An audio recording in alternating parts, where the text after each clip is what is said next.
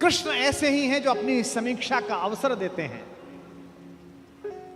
हस्तिनापुर के दरबार में खड़े हुए कृष्ण, जिनकी भगवत्ता के विषय में स्वयं जानते हैं द्रोणाचार्य, स्वयं जानते हैं पितामह भीष्म, स्वयं जानते हैं धृतराष्ट्र, उसके बाद भी वो भ्रम पैदा करते हैं कि मुझसे युद्ध किया जा सकता है, मुझे बांध सकता है। क्योंकि दुर्योधन को वह दुर्बुद्धि का संकेत देने की क्रिया भी भगवान की है। आप सब जानते हैं कि बचपन में एक बार कृष्णा अर्थात द्रौपदी अर्थात यज्ञसेनी, जो यज्ञ की अग्नि से निकली थी, जिसके शरीर में सुगंध आती थी, भारतीय स्त्रियों के इतिहास की सबसे दीपित चरित्र है द्रौपदी। इस देश को इस समय अबलाओं की आवश्यकता नहीं है। अपने केशों पर अगर कोई निर्लज्ज हाथ डाल दे तो उसकी छाती फाड़ देने का साहस पैदा करने वाली द्रौपदियों की आवश्यकता है। भगवान यूं तो शांति लेने के लिए गए थे। जब खाना खाने लगे और पांडवों ने कहा, युधिष्ठिर ने विशेष रूप से कहा, माधव मैं युद्ध नहीं चाहता, आप जाना और कहना बस 5 गांव हमें दे दें, हम 5 भाइयों को हम काम चला लेंगे। माधव ने कहा, बड़े भैया जो आपने कहा है वही होगा। लेकिन माधव तो युद्ध ही चाहते थे। माधव चाहते थे कि एक बार निरंकुश शासकों के छोटे छोटे राज्य विगलित हों और एक अखंड विश्व में अखंड भारत का निर्माण हो, भारत की एक अखंड श्रृंखला का निर्माण हो। शांति ऐसे नहीं आती। शांति नहीं तब तक जब तक सुख भाग न नर का सम हो, नहीं किसी को बहुत अधिक हो, नहीं किसी को कम हो। ये कहा अर्जुन ने, लेकिन युधिष्ठिर ने नहीं मानी, बड़े भैया ने नहीं मानी। ये जो बड़े भैया लोग होते हैं बड़े शांतिपूर्ण होते हैं। शांति शांति शांति। हर घर में कुछ युधिष्ठिरों की आवश्यकता भी है, लेकिन हर घर में ऐसे लोगों की आवश्यकता है कि अगर कोई निर्लज्ज कुलवधु के आंचल पर हाथ डालने की कोशिश करे तो वो बिना बड़े भैया से पूछे अपना गांडीव उठा ले और अपनी गदा उठा ले। ऐसे लोगों की आवश्यकता है। और समय पर ये गांडीव और गदा नहीं उठे तो मान लेना कि समाज में महाभारत प्रतीक्षा कर रहा है। पृथ्वी लाशों से पटेगी, कोई नहीं रोक सकता। शांति लेने के लिए गए। कृष्णा ने भोजन कराया, द्रौपदी ने भोजन कराया। भोजन कराने के बाद निर्वासन की कुटिया से कृष्णा बाहर आई और हाथ धुलाने लगी माधव के। तो उसने कान्हा से पूछा कि कान्हा, याद है तुम गर्मी की छुट्टी में हमारे घर आए थे? कृष्ण ने कहा, याद है कृष्णा, तुम मुझसे चौसर में हार गए थे। कृष्ण ने कहा, याद है कृष्णा, मैंने तुमसे कहा था कि मैं इस हार का कुछ लूंगी, जिसे कहते हैं ना O2 अंग्रेजी में, I O2। तो द्रौपदी ने कहा, कृष्णा ने कहा, You owe to me, तुम्हारा मुझ पर उधार है। एक वादा उधार है, एक कसम उधार है, एक शपथ उधार है। और वादा कैसे तोड़ देते, वचन को कैसे भंग कर देते कृष्ण? क्योंकि मैंने पहले भी बताया था कृष्ण कुछ अलग नहीं है। कृष्ण भी तो उसी खानदान का कंटिन्यूएशन है जो ये कहता है कि रघुकुल रीति सदा चली आई, प्राण जाई पर वचन न जाई। भी तो वही है, बस सूर्य से चंद्र में आए हैं, इतना ही तो हुआ है। मुस्कुराते हुए कृष्ण ने कहा, मांग क्यों मांगती है, आज क्यों मांगती है? बोले यही समय है। हस्तिनापुर क्यों जा रहे हो? कृष्ण ने कहा, अरे अंदर बात नहीं सुनी, बड़े भैया कह रहे थे शांति लेने जा रहा हूं, जाओ शांति लेके आओ। द्रौपदी ने कहा, तुम्हें उस हारी हुई बाजी की शपथ देती हूं, युद्ध लेकर लौटना। यह तो कृष्ण को पता ही था कि युद्ध मिलेगा, लेकिन शठ को, मूढ़ को, दुष्ट को अंतिम समय तक समझाना आवश्यक है, ताकि विश्व भर को, समाज को संदेश जा सके कि यह तो पिटने का ही अधिकारी था। किसी मूर्ख को, किसी जड़ को, किसी पापी को, लगातार बदतमीजी करने वाले किसी व्यक्ति को आपको पता हो और आप सड़क पर पीट दो तो 4 लोग उसके समर्थन में खड़े हो जाएंगे, क्यों इस भले आदमी को मार रहे हो? लेकिन वो लगातार बदतमीजी गली में करे, मोहल्ले में लगातार गुंडई करे, उससे पूरा मोहल्ला परेशान हो, और एक दिन कोई लड़का जिसकी जवानी ठीक से फूटी हो वो पकड़ के उसे थपड़िया दे और छाती पे घुटना रख के बैठ जाए तो लोग कहेंगे सही पिटाई हुई इसकी, ऐसी योग्य था। दुर्योधन पिटना है, दुर्योधन की मृत्यु तय है, ये तो तय है। लेकिन कृष्ण जगत को भी बताना चाहते थे। महाकवि दिनकर कहते हैं वर्षों तक वन में घूम घूम, बाधा विघ्नों को चूम चूम, सह धूप घाम पानी पत्थर, पांडव आए कुछ और निखर, सौभाग्य न सब दिन सोता है, देखें आगे कब हो। मैत्री की राह बताने को, दुर्योधन को समझाने को, सबको सुमार्ग पर लाने को, भीषण विध्वंस बचाने को भगवान हस्तिनापुर आए, पांडव का संदेशा लाए। दो न्याय अगर तो आधा दो, दो न्याय अगर तो आधा दो, पर इसमें भी यदि बाधा हो तो दे दो केवल 5 गांव, रखो अपनी धरती तमाम, हम वही खुशी से खाएंगे, परिजन पर आसी न उठाएंगे। दुर्योधन वह भी दे न सका, आशीष समाज की ले न सका, उल्टे हरि को बांधने चला, जो था असाध्य साधने चला। जब नाश मनुज पर छाता है, पहले विवेक मर जाता है।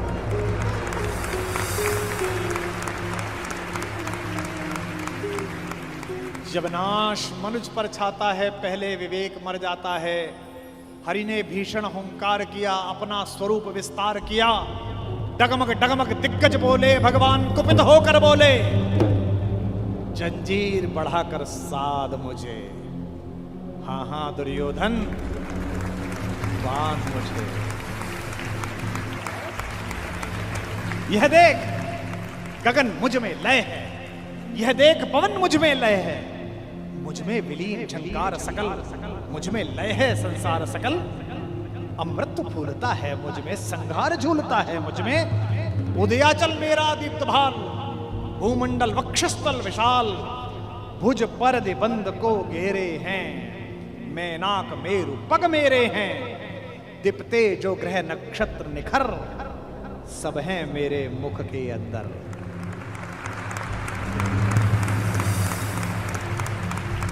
दृग हो तो दृश्य कांड देख, मुझ में सारा ब्रह्मांड, मुझ में सारा ब्रह्मांड देख। चर अचर जीव जर अक्षर अक्षर, नश्वर मनुष्य सुरजात अमर, शतकोट सूर्य शतकोट चंद्र, शतकोट सरत सरक्षिद्र मंद्र, शतकोट विष्णु ब्रह्मा महेश, शतकोट विष्णु जलपति धनेश, शतकोट रुद्र शतकोट काल, शतकोट दंडधर लोकपाल, जंजीर बढ़ाकर साध मुझे, हाँ हाँ दुर्योधन बांध मुझे।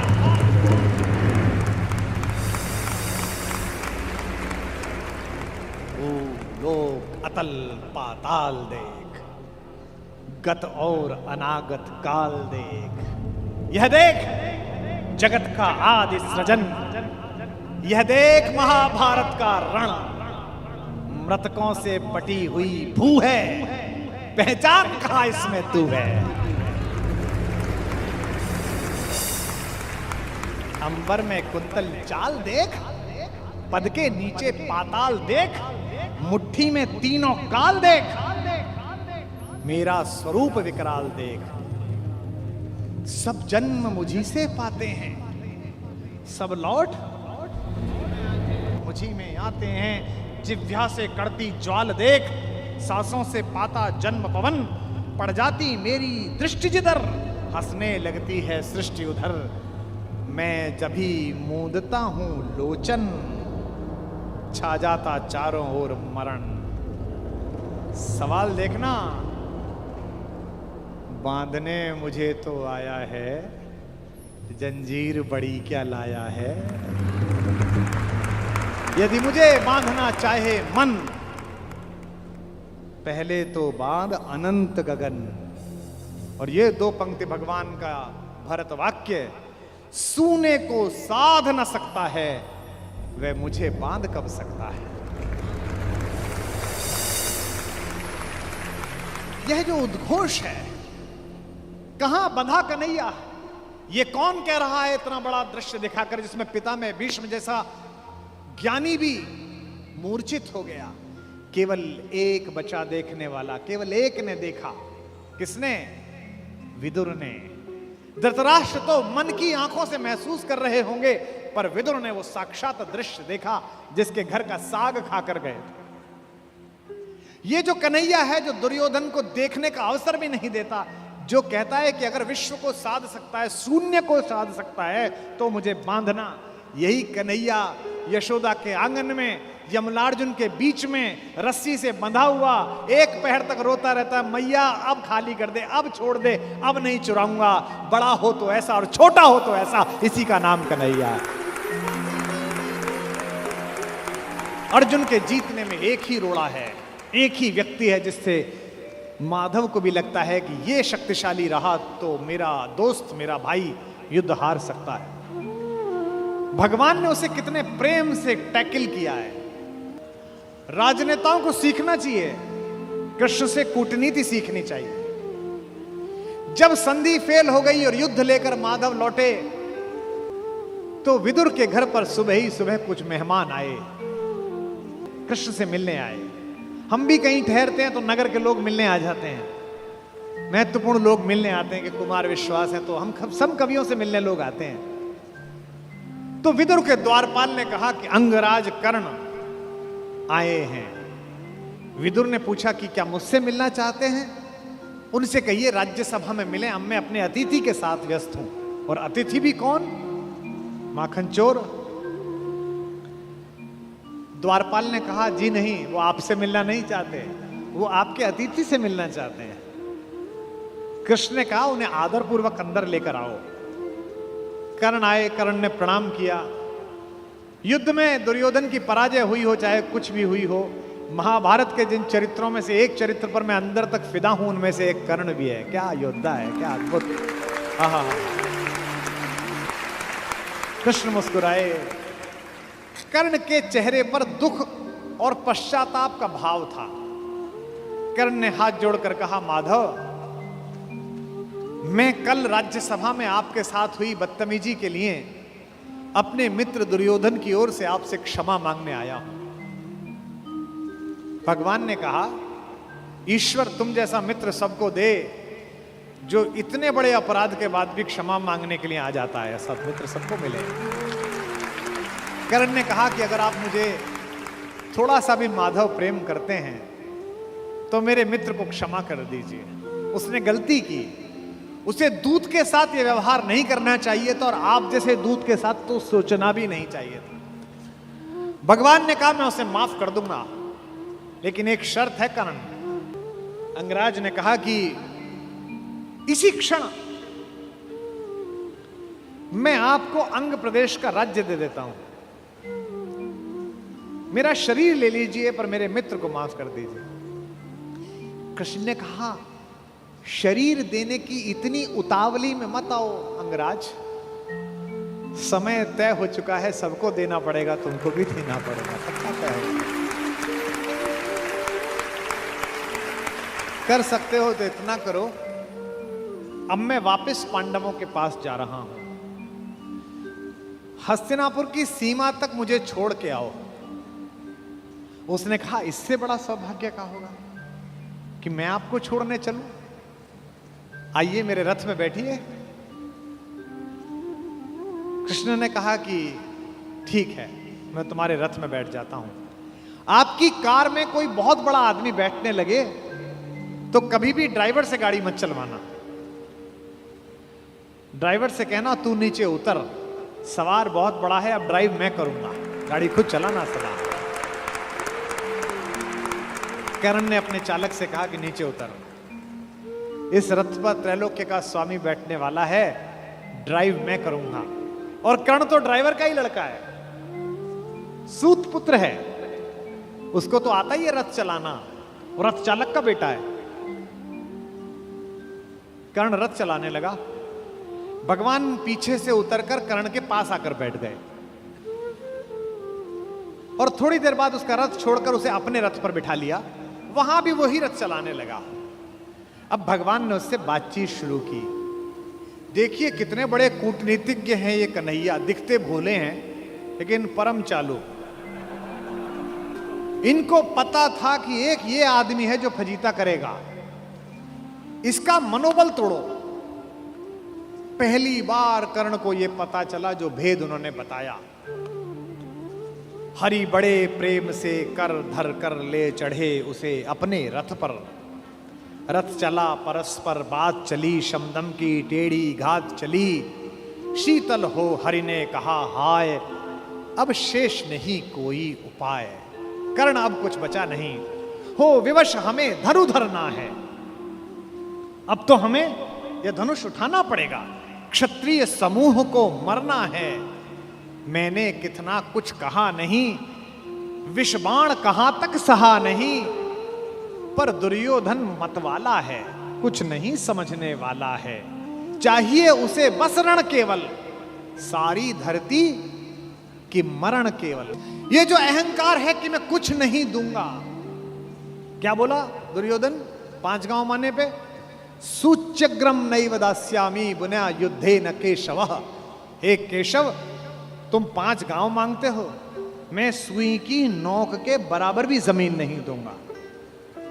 हे वीर तुम ही बोलो अकाम। बिना पार्शल हुए बोलना। कर्ण से पूछ रहे हैं, क्या वस्तु बड़ी थी 5 ग्राम? 5 ग्राम ही तो मांगे थे, वह भी कौरव को भारी है, मत गई मूढ़ की मारी है। दुर्योधन को बोधू कैसे, इस रण को अवरोधू कैसे? सोचो क्या दृश्य विकट होगा रण में जब काल प्रकट होगा। बाहर शोणित की तप्त धार, भीतर विधवाओं की पुकार। निशस्त्र विशस्त्र बिल्लाएंगे, बच्चे अनाथ हो जाएंगे।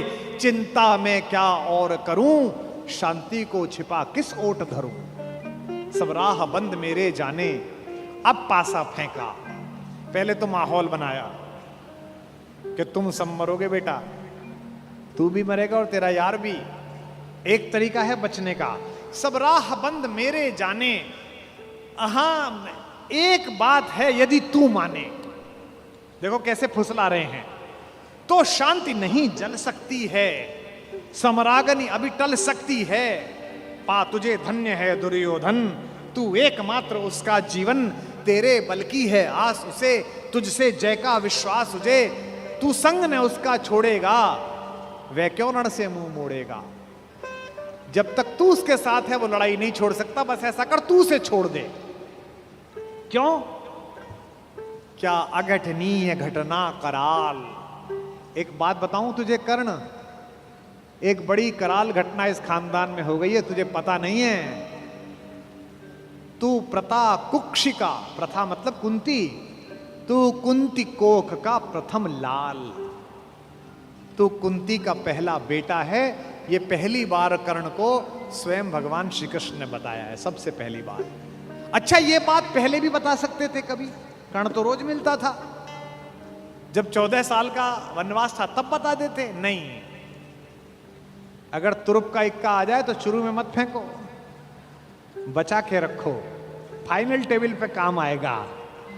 अब कर्ण को बता रहे हैं कि तू तो कुंती का लड़का है, पनसूत अनादर सहता है, कौरव के दल में रहता है, किस्मत के फेरे में पड़कर का प्रेम सदा बसा दुश्मन के घर, निज बंधु मानता है पर को कहता है शत्रु सहोदर को।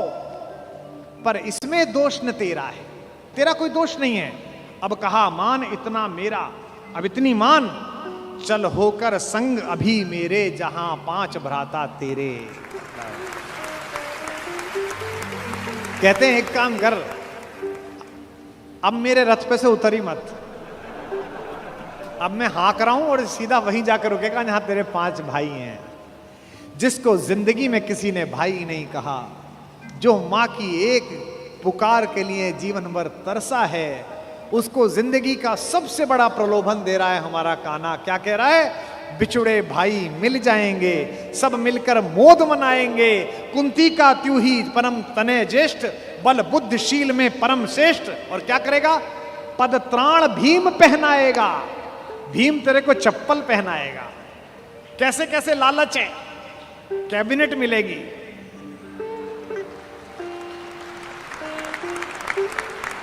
और उसमें भी कोई छोटा मोटा मिनिस्टर नहीं, सीधा ही प्राइम मिनिस्टर। पद त्राण भीम पहनाएगा, हैं? धर्मादिप युधिष्ठिर चमर डुलाएगा। तेरे दरबार के बाहर कौन खड़े होंगे? पहरे पर पार्थ प्रवर होंगे।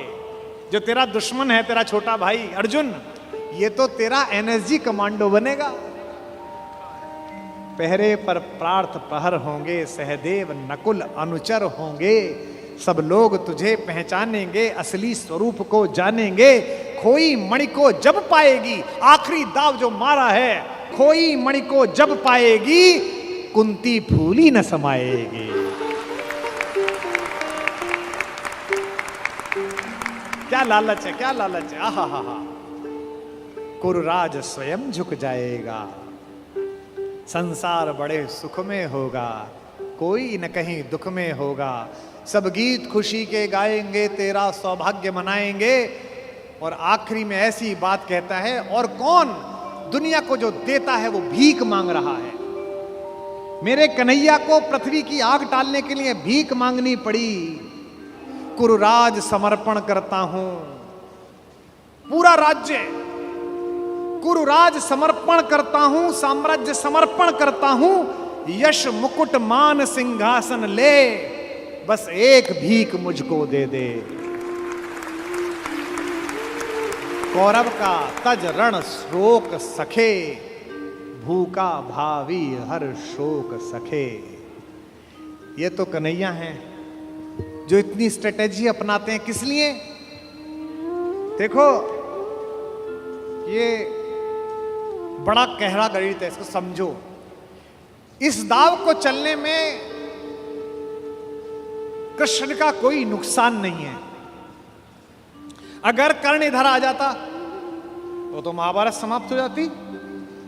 और एक ऐसा योद्धा जो सुबह दोपहर शाम इसी बात की कसम खाता था कि अर्जुन को मारना है, इन पांडवों को मारना है, इसके कलेजे में ये बात डाल दो कि ये तेरे भाई हैं, तो जब युद्ध लड़ेगा तो थोड़ा तो हाथ कांपेगा, थोड़ा तो दिल के अंदर कुछ धुक धुक पैदा होगी। शत्रु की मानसिकता को कमजोर करना, शत्रु की मानसिकता पर प्रहार करना, यह काम है। लेकिन कृष्ण की इस कथा में थोड़ा स्मरण कर्ण का भी कर लो कि उस जैसा कोई आदमी भी पैदा नहीं हुआ जो इतनी सारी चीजों को ठुकरा दे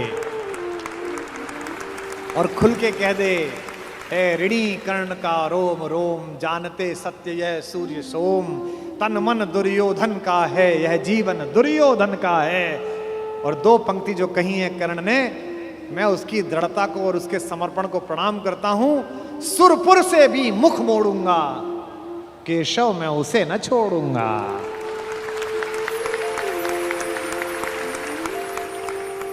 ये जो चरित्र है कृष्ण का योजना बनाने का, पहले कुंती को भेजा, जाओ बता के आओ कि तुम उसकी मां हो।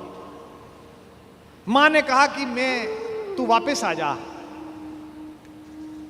तो उसने एक वरदान दिया मां को।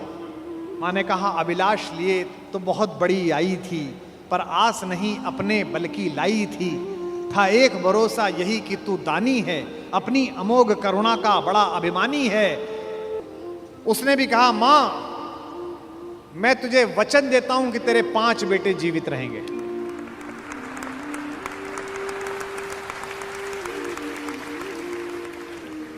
इसका मतलब है कि कर्ण ने कहा कि युद्ध के बाद 5 बेटे जीवित रहेंगे। अर्जुन के अलावा किसी पर हथियार नहीं उठाऊंगा।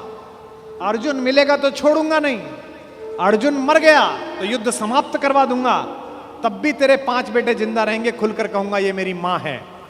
और अगर अर्जुन का दाव चल गया मां, तो तुझे पता और मुझे पता कि हम मां बेटे हैं, तेरे 5 बेटे जिंदा रहेंगे। जा मां, मैं तुझे वरदान देता हूं।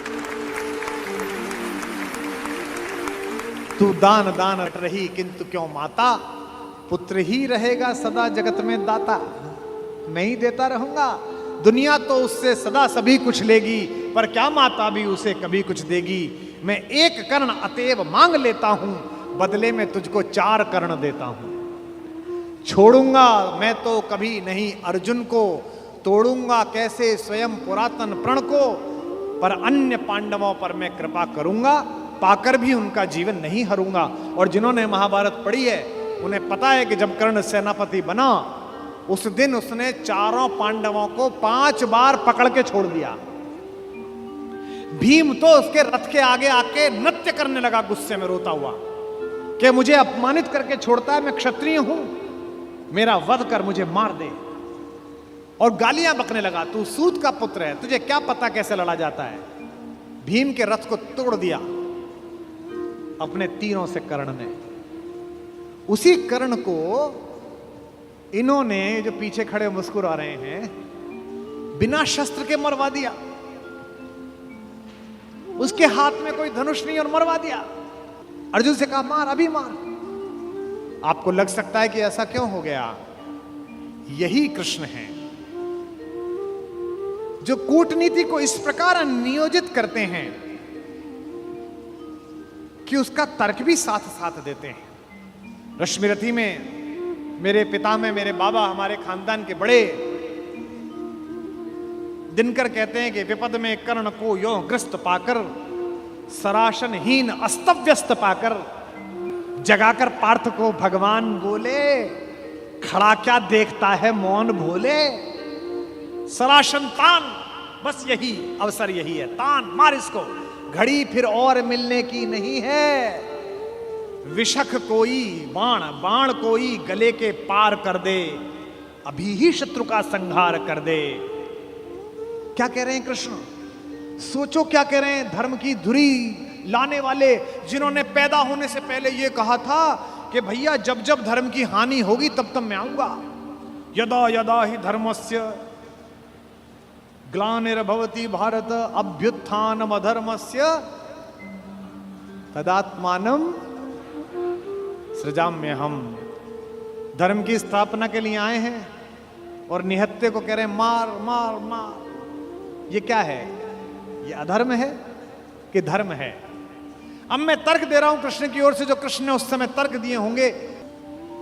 कहते हैं श्रवण कर विश्व गुरु की देशना यह, विजय के हेतु आतुर ऐषणा यह, सहम उठा जरा कुछ पार्थ का मन, विनय में ही मगर बोला अकिंचन, नरोचित किंतु क्या यह कर्म होगा, मलिन इससे नहीं क्या धर्म होगा।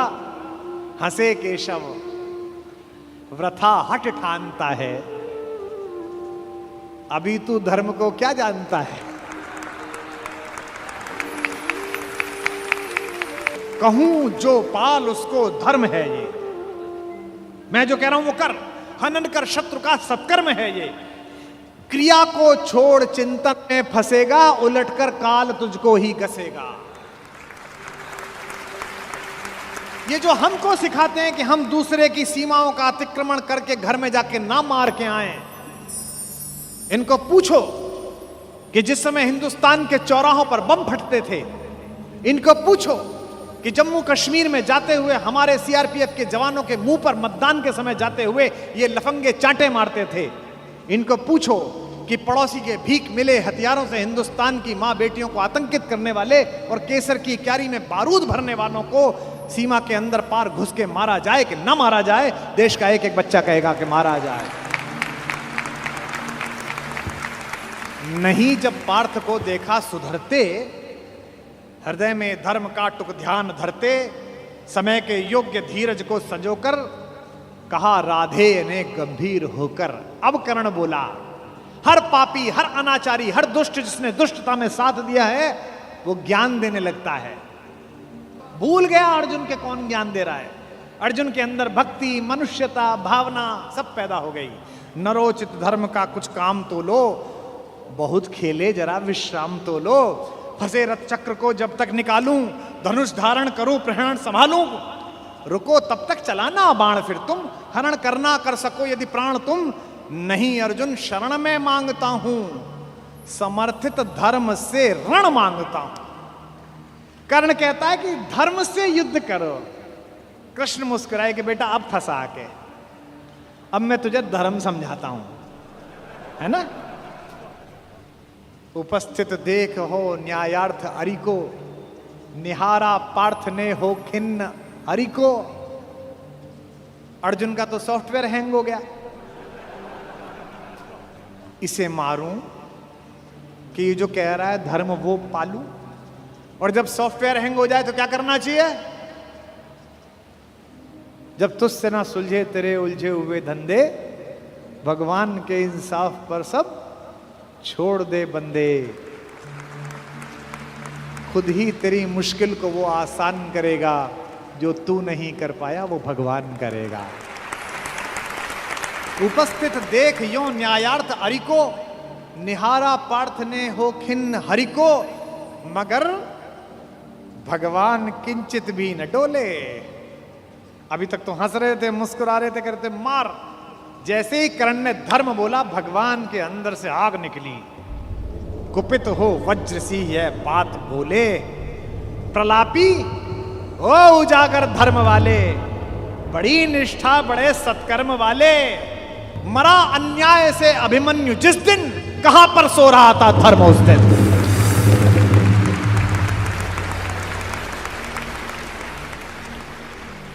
मरा अन्याय से अभिमन्यु जिस दिन, कहां पर सो रहा था धर्म उस दिन। हलाहल भीम को जिस दिन पड़ा था, कहां पर धर्म उस दिन यह धरा था। लगी थी आग जब लाक्षा भवन में, हंसा था धर्म ही क्या तब भुवन में। और एक पंक्ति, बेटे पे आ जाए, पत्नी पे आ जाए और मां पे आ जाए तो खून खोल जाता है। अर्जुन का खून खौला रहे हैं भगवान मेरे। सभा में द्रौपदी की खींच लाके, सुयोधन की उसे दासी बताकर, सुवामा जाति को आदर दिया जो, बहुत सत्कार तुम सबने किया जो, नहीं वह और कुछ सत्कर्म ही था, उजागर शील भूषित धर्म ही था।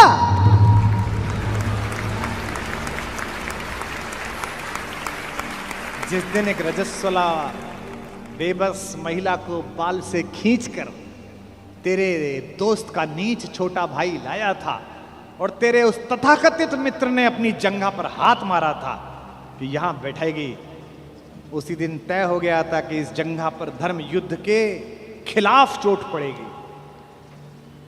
जो युद्ध जानते हैं वो सब जानते हैं, जुए में हार कर धन धाम जिस दिन, हुए पांडव यति नष्काम जिस दिन, चले वनवास को तब धर्म था वह, शकुनियों का नहीं अपकर्म था वह। और कोई अपकर्म नहीं होता। कटी से नीचे प्रहार करना अधर्म है, लेकिन दुर्योधन की जंघा तोड़ी भीम ने, कोई नहीं। ये जो रणनीतिकार कृष्ण है। खांडव दहन हुआ, आप सबको पता है, आग लग गई, आग बुझी नहीं, इंद्र से भी नहीं बुझी। तो इंद्र ने अपने बेटे से कहा, अर्जुन से कहा कि भाई बुझा। सर्पों ने कहा कि बुझा। अर्जुन ने बादलों में तीर मारा और बादल बरसे। जब पुरुषार्थ आ जाता है तो तीर आदमी ऐसे ही मारता है, कभी बादल में मारता है, कभी जमीन में मारता है। पिता में भीष्म जब पड़े हुए थे शरशैया पर, उनके मुंह से निकला पानी। कोई सोने के मटका लाया, कोई चांदी के मटके लाए। उन्हें अर्जुन की तरफ देखा कि पड़पोते पानी। अर्जुन ने तीर मारा पृथ्वी पे। कुरुक्षेत्र चले जाइए, आज भी आपको मिल जाएगी वो नदी जहां जमीन का स्तर तक, वहां तक तीर गया। और साइंस देखिए तीर की, ड्रिलिंग देखिए कि उतनी ही तेजी से गया और धार उतनी ही आई जो पिता में भीष्म के होठों तक आई। आज भी अर्जुन के तीर से निकली हुई इस नदी को हमारे उत्तर भारत में बाण गंगा कहा जाता है। कभी दर्शन करके आइए उस नदी। महाभारत में जब जब पढ़ता हूं, युद्ध का एक एक दिन बढ़ता चला जाता है और मुझे कृष्ण के ऊपर बेचैनी प्रारंभ हो जाती है। मुझे लगता है अब तो कूदो, अब तो करो, अब तो कुछ करो। वो कुछ भी हो जाने देते हैं। जब नारायण श्रीहरि ऊपर से नीचे चले, राम के अवतार के बाद मर्यादा पुरुषोत्तम बड़े ठाकुर के अयोध्या से विदा होकर साकेत पहुंचने के बाद ये योजना बनी कि अब छोटे ठाकुर को नीचे भेजा जाए, तो सारे देवी देवता, सारे नक्षत्र भी पृथ्वी पर चलने के लिए आतुर हुए। सदा ऐसा होता है। शेषनाग आ गए थे लक्ष्मण के रूप में, सब लोग नीचे आ ही जाते हैं। सूर्य भी तैयार हो गया, इंद्र भी तैयार हो गए, सबने अपने अपने अंश भेजे पृथ्वी पर। इंद्र का अंश कौन है? अर्जुन है। सूर्य का अंश कौन है? कर्ण है। एक देवता ऐसा था जिसने कहा जी मैं तो जा नहीं रहा, तो भगवान ने कहा अपने लड़के को भेज दे। उसने कहा मेरे को तो अपने लड़के से बहुत प्यार है, मैं तो भेजूंगा नहीं, और मैं इतने दिन दूर कैसे रहूंगा, मेरा बेटा तो इतना सुंदर है। वो देवता था चंद्रमा। इस चंद्रमा को शुरू से ही शिकायत रहती है। अच्छा, भगवान का तो वंश था। भगवान ने कहा कि अजीब आदमी है तू, हमारे ही घर के लोग नहीं जाएंगे तो दुनिया क्या कहेगी। सूर्य अपना अंश भेज रहे हैं कर्ण के रूप में, इंद्र अपना बेटा भेज रहा है। अंजनी कुमार अपने दोनों बच्चे भेज रहे हैं नकुल सहदेव के रूप में, धर्मराज स्वयं उपस्थित हो रहे हैं युधिष्ठिर के रूप में, और तू नहीं चलेगा ना तेरा लड़का चलेगा। उसने कहा कि कन्हैया एक काम कर लो, लड़का ले जाओ मेरा, 2 शर्तें हैं, एक तो लड़का आपके पास रहेगा, और बोले एक ये 16 साल का हो जाए तो उसे वापस भेजना पड़ेगा तुरंत। चंद्रमा का वो पुत्र क्या बन के आया? कृष्ण का प्राणों से प्रिय भांजा अभिमन्यु बनकर उपस्थित हुआ, चंद्रमा के पुत्र के रूप में जन्म लिया। और भगवान का अगर कोई योग्यतम शिष्य है जिसने भगवान से शस्त्र विद्या सीखी है, वो अर्जुन का बेटा अभिमन्यु है। अपने पिता की तेजस्विता से भी वो आगे है। इस समय दुनिया की IVF लैब्स ये बता रही हैं कि प्रसव के काल में जो कुछ सुना पढ़ा गया है उसका बच्चे पर असर पड़ता है। और हमारे यहां हजारों वर्षों से माएं प्रसव के दिनों में गीता का पाठ कर रही हैं, बाल गोपाल का चित्र सामने लगा के रखती हैं कि उनके घर में भी कन्हैया जैसा बालक पैदा हो, राधा रानी जैसी बिटिया पैदा हो। यह हम सब का मन है, पहले से परंपरा से आया है हमारे यहां। तो चंद्रमा ने अपने पुत्र को अभिमन्यु बनाकर भेजा। एक दिन ऐसा आया महाभारत के युद्ध में, जब योजना पूर्वक कुरुक्षेत्र के मैदान से खींचकर अर्जुन को अलवर की तरफ ले जाया गया, मत्स्य प्रदेश की तरफ, विराट की नगरी की तरफ। अर्जुन युद्ध की सीमा क्षेत्र के बिल्कुल आखिरी हिस्से पर पहुंच गया, जहां से सूर्यास्त से पहले लौटना संभव नहीं था। अब ये पांडवों के शिविर में चर्चा का विषय बना कि ये जो चक्रव्यूह सजा दिया गया इसे तोड़ेगा कौन? किसी को नहीं आता तोड़ना, इसमें घुसना ही नहीं आता, केवल अर्जुन को आता है। तब अभिमन्यु ने कहा कि ताऊ जी, मुझे इसमें घुसना आता है, क्योंकि जब पिताजी मां को यह बात सिखा रहे थे तो मैं गर्भ में था और मैंने ये विद्या सीखी थी। तो बोले बेटा बहुत अच्छा है, फिर निकलना भी आता होगा? बोले नहीं, जब तक उन्होंने इससे बाहर आने का मार्ग बताया तोड़ने का, तब तक मां सो गई, तो मैं बाहर निकलने का नहीं सीख पाया। सारे चाचाओं ने और ताऊओं ने कहा कोई बात नहीं बेटे, तू तोड़ दे, निकाल तो हम लेंगे। भाई महाबली भीम, जिसकी एक मुष्टिका से विंध्याचल के पर्वत छोटे हो गए, जहां जहां उसका पैर पड़ा हिंदुस्तान में 1 लाख जगह है जहां भीम बैठिका है। जिस पत्थर पे चले जाओ बड़ा सा गड्ढा है, बोले ये भीम का पांव रख पड़ा हुआ है। ये देश महान है, इस देश में 2-3 जगह हर जगह मिलती हैं। माता सीता की रसोई, जहां जाओ वो मां की रसोई मिलती है। क्या बढ़िया प्रतीक शास्त्र है। दुनिया के 44 देश घूम लिए, इसी क्षण भी अगर भगवान वापस बुलाए और ऊपर बुला के पूछे कि तेरे सत्कर्मों के कारण तुझे देश चुनने का अवसर दिया जाता है, तो मैं दुनिया के सारे देश छोड़कर फिर यही चुनूंगा जहां की मिट्टी में गोपाल लेटा है, जहां के पर्वत पर्वत पर हमारी मां ने भोजन बनाकर उन पर्वत श्रृंखलाओं को तपस्या का केंद्र बना दिया है, जिसके रेणु रेणु पर अपने चरण रखकर राघवेंद्र सरकार भगवान श्री राम, मर्यादा पुरुषोत्तम ने और लीलाधर योगेश्वर कृष्ण ने जिसे चंदन बना दिया है। भगवान चुप रहे, किसी ने उनकी सलाह न ली। सेनापति दृष्टद्युम्न थे, द्रुपद पुत्र। सेनापति ने योजना की कि कोई बात नहीं बेटा, मामा ने भांजे को आज्ञा दी कि कोई बात नहीं, तू चला जा इसके अंदर और हम सब तुझे निकाल लेंगे। इतिहास गवाह है, तारीख गवाह है कि अभिमन्यु ने उस चक्रव्यूह को तोड़ा और चक्रव्यूह के दूसरे चक्र में ही पांडवों की सेना को बाहर कर दिया गया और चक्रव्यूह में वो अकेला रह गया। क्या लड़ा, अद्भुत युद्ध हुआ। सुनते हैं कि इंद्र माताली से, जो उसका सारथी है, जो उसका ड्राइवर है, उससे बोला कि रथ लेकर चलो। उसने कहा अभी तो दिन पूरा चढ़ा हुआ है, मैं कैसे आऊं? उसने कहा देखने आओ कि युद्ध कितना सुंदर हो रहा है। अभिमन्यु जिस दिन जा रहा था लड़ने के लिए, उसने सबके पैर छुए। युधिष्ठिर ने कहा जीते रहो मेरे लाल। दृष्टद्युम्न ने कहा जीते रहो मेरे बेटे। चाचाओं ने, नकुल ने, सहदेव ने गले लगा लिया अपने भतीजे को और कहा जीते रहो। जब उसने मामा के पैर छुए कृष्ण के पैर छुए तो कृष्ण का यशस्वी भाव।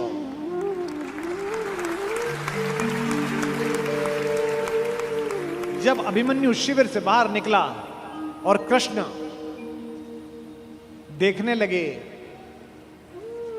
तो द्रौपदी ने कहा, मेरा बेटा जीवन की सबसे बड़ी लड़ाई लड़ने के लिए जा रहा है कान्हा, सबने उसको जीते रहो का आशीर्वाद दिया, तुमने नहीं दिया। तुमने उससे यशस्वी भव का आशीर्वाद दिया, जीते रहो क्यों नहीं बोला? क्या तुम्हें युद्ध के परिणाम में कोई शंका है? तो कृष्ण ने जो बात कही वही जीवन के युद्ध में भरत वाक्य बनाना। माधव ने कहा कि कृष्णा मैं नहीं जानता कि आज के युद्ध का परिणाम क्या होगा, पर मैंने जो शिक्षा अपने भांजे को दी है, मैं ये दावे के साथ कह सकता हूं कि महाभारत के रण में जीते या हारे कोई भी, लेकिन सबसे बड़े और उज्जवल योद्धा के रूप में मेरे भांजे का नाम लिखा जाएगा, अभिमन्यु का नाम लिखा जाएगा। कोई भी योग्य मारीच किसी रावण को जब उपदेश दे तो रावण मानता ही नहीं है। वो विश्वामित्र के पास गए। विश्वामित्र ब्रह्म ऋषि है, राजा ऋषि है, लेकिन उनके वशिष्ठ से थोड़ी ईर्ष्या थी, हल्की सी रही होगी मन में कोई बात। वशिष्ठ ने कहा, अच्छा तेरे गुरु ने नहीं पहुंचाया, हम तुझे पहुंचाएंगे, चिंता मत कर, शरीर सहित पहुंचाऊंगा बेटा, मेरे पास तपोबल है। उसने कहा, गुरुजी आप ठीक गुरु मिले हो, वो गुरु ठीक नहीं था। गुरु पर शंका। विश्वामित्र जी ने उसे नीचे से ऊपर फोर्स मारा। ऊपर इंद्र को पता चला कि पार्सल तो विद बॉडी आ रहा है। इंद्र ने इनसे पूछा कि प्रभु ये डिलीवरी लेनी है कि नहीं लेनी है? इन्होंने कहा नहीं नहीं, जब तक भस्मीभूत होकर गंगा में ना घुल जाए तब तक मैं प्राण नहीं लेता। ये पात्रता है, गेटवे यही है, पहले वीजा बनेगा फिर बॉर्डर क्रॉस होगा। उन्होंने ऊपर से बल लगाया, वो नीचे लटक गया। अब त्रिशंकु बीच में लटका हुआ है, नीचे से विश्वामित्र ऊपर भेज रहे हैं, ऊपर से इंद्र नीचे भेज रहे हैं, वो बीच में लटका हुआ है।